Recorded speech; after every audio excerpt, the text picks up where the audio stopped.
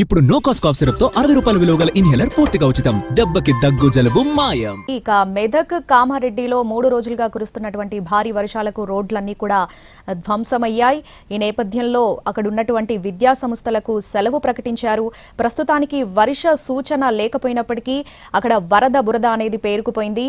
రోడ్లన్నీ కూడా ధ్వంసమయ్యాయి. ప్రస్తుతం కామారెడ్డిలో ఎటువంటి పరిస్థితి నెలకొని ఉందో పూర్తి అప్డేట్స్ అందించడానికి మా ప్రతినిధి రవి లైవ్ లో సిద్ధంగా ఉన్నారు. Ravi, over to you.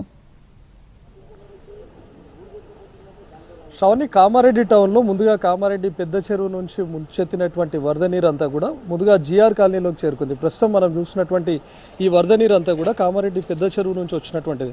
ప్రస్తుతం మనం ఫ్లో కూడా అర్థమవుతుంది, ఏ స్థాయిలో ఉందో మనం చూడవచ్చు. నిన్న నైట్ వర్షం కురవలేదు కాబట్టి కాస్త ఫ్లో తగ్గింది, కానీ ఇక్కడ ఉన్నటువంటి బిల్డింగ్స్కి మార్క్స్ మనం చూస్తే ఆల్మోస్ట్ గ్రౌండ్ ఫ్లోర్ వరకు ఈ వరద నీరు అంతా ముంచెత్తింది.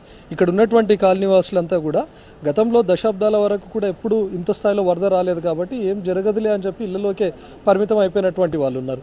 వరద క్రమక్రమంగా పెరిగే కొద్దీ చాలామంది ఫస్ట్ ఫ్లోర్ దాకా వెళ్ళి తలదాచుకున్నటువంటి వాళ్ళు ఉన్నారు.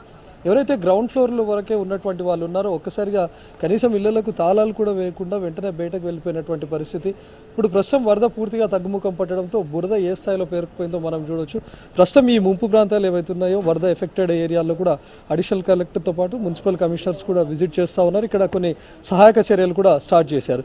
ఇక్కడ ఉన్నటువంటి వాళ్ళందరినీ ఇప్పటికే సురక్షిత ప్రాంతాలకు తరలించారు. వాళ్ళంతా వరద తగ్గుముఖం పట్టింది. ప్రస్తుతం ఈ వర్షం కూడా పూర్తిగా తగ్గుముఖం పట్టడంతో వాళ్ళంతా ఇక్కడికి చేరుకునే అవకాశం ఉంది. అయితే వీళ్ళంతా ఈ బురద క్లీన్ చేసుకోవడానికి చాలా శ్రమించాల్సి వస్తుంది. ఎందుకంటే ఇక్కడ వాళ్ళు కట్టుబట్టలతో వాళ్ళంతా బయటకు వెళ్ళిపోయినటువంటి పరిస్థితి.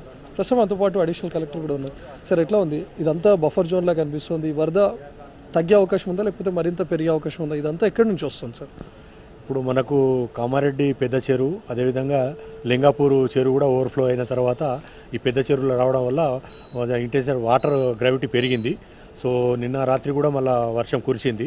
సో వర్షము తగ్గితే తప్ప మనం సహాయక చర్యలు కానీ ఇక్కడ చేపట్టలేకపోతున్నాము. సో ఇప్పుడు కాలనీలో అయితే ఏదైతే మనము ఇక్కడ రోడ్డు కానీ ఇక్కడ ఇవన్నీ అయితే ఏదైతే మనం చెత్త చెదారం అయితే జాంకా అవుతుందో అవన్నీ తీపిస్తున్నాము. సో ఇక్కడైతే ఆ రోజు వర్షం పడి ఎక్కువ వాటర్ ఓవర్ఫ్లో అయిన రోజు అయితే అన్ని ఖాళీ చేయించినాము. సో మా తరపు నుంచి జిల్లా కలెక్టర్ గారు కూడా నిన్న విజిట్ చేశారు. అదేవిధంగా నిన్న మొత్తము రాష్ట్ర స్థాయి అధికారులు, మన జిల్లా ప్రత్యేక అధికారి కూడా రావడం జరిగింది. మొత్తము సహాయక చర్యలపైన సమీక్ష సమావేశం నిర్వహించడం జరిగింది. సో ఈ కాలనీనే ఎక్కువ ఎఫెక్ట్ అయింది కాబట్టి ఈ కాలనీలోనే అందరం అధికారులు, మా కింది సిబ్బంది కూడా రావడం జరిగింది. సో టోటల్గా మా మున్సిపల్ పరిధిలో ఉన్న మొత్తం ఇవన్నీ క్లీన్ చేయించడం, అదేవిధంగా వ్యక్తిగతంగా ఇళ్లలో కూడా మేము వాళ్ళకు హెల్ప్ చేసి టోటల్గా క్లీన్ చేయడానికి ఏర్పాటు చేస్తున్నాం. సో వాటర్ రిసీడ్ అయితే టోటల్గా మాకు గ్రిప్ అయ్యి మనము సహాయక చర్యలు తీసుకోవడానికి అవకాశం ఉంది. సార్, ఈ టౌన్లో ఎన్ని ముంపు ప్రాంతాలను ఐడెంటిఫై చేశారు సార్? ఇప్పుడు ప్రస్తుతం వాటి పరిస్థితి ఎట్లా ఉంది? ఇప్పుడు వీళ్ళందరినీ గ్రౌండ్ ఫ్లోర్లో ఉన్నటువంటి వాళ్ళందరినీ కూడా సురక్షిత ప్రాంతాలకు తరలించినట్టున్నారు. వాళ్ళని మళ్ళీ తీసుకొని వచ్చే అవకాశం ఉందా? ఇప్పుడు వచ్చేస్తారు. యాక్చువల్గా వాళ్ళకు సహాయ కేంద్రాల్లో ఏర్పాటు చేయడం జరిగింది. కొంతమంది మాకు బంధువులు ఉన్నారు, వాళ్ళ ఇళ్లకి వెళ్తామన్నారు. కొంతమంది సెకండ్ ఫ్లోర్లో మాకు సేఫ్టీ ఉంటుంది అని చెప్పేసి కొందరు ఉన్నారు. సో మొత్తానికి ఇది ఫస్ట్ జిఆర్ కాలనీ ఎఫెక్ట్ అయ్యేది మొట్టమొదటి కాలనీ రెగ్యులర్గా. దీంతోపాటు కింద బతుకమ్మ కుంట, అదేవిధంగా టీచర్ కాలనీ అక్కడ కూడా లో లేయింగ్ ఏరియా ఉంటుంది. సో వాటర్ రిసీడ్ అయిన తర్వాత నార్మలైజ్ వస్తుంది. సో మనకు వెదర్ ఫోర్కాస్ట్ మీద డిపెండ్ అయినాం. వర్షము పడకుంటే భవిష్యత్తు మనము తొందరగా సహాయక చర్యలు తీసుకొని టోటల్గా అన్నీ కూడా క్లీన్ చేయడము, సో మిగతా అన్నీ కూడా రెక్టిఫై చేయడానికి అవకాశం ఉంటుంది.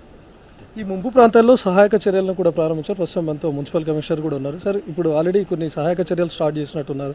ఎట్లా ఉంది సార్ సిచ్యువేషన్? అంతా బురద పేరుకుపోయింది.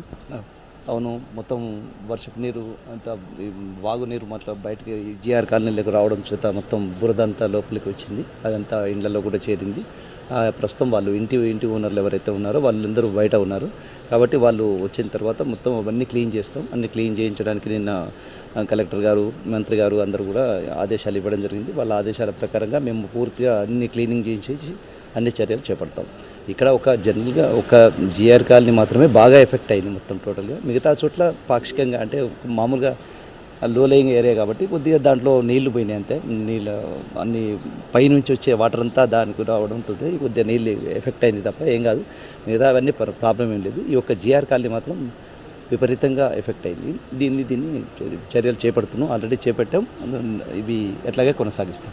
Thank you. సో కామారెడ్డిని ముంచెత్తినటువంటి వరద నీటి ద్వారా ముందుగా ఎఫెక్ట్ అయింది జిఆర్ కాలనీ. ప్రస్తుతం ఈ జిఆర్ కాలనీలో సహాయక చర్యలు కూడా ప్రారంభించారు. ఇప్పుడు వర్షంభావ పరిస్థితులు కూడా లేవు, వర్షం కురిసే అవకాశం కూడా లేదు కాబట్టి వరద పూర్తిగా తగ్గింది.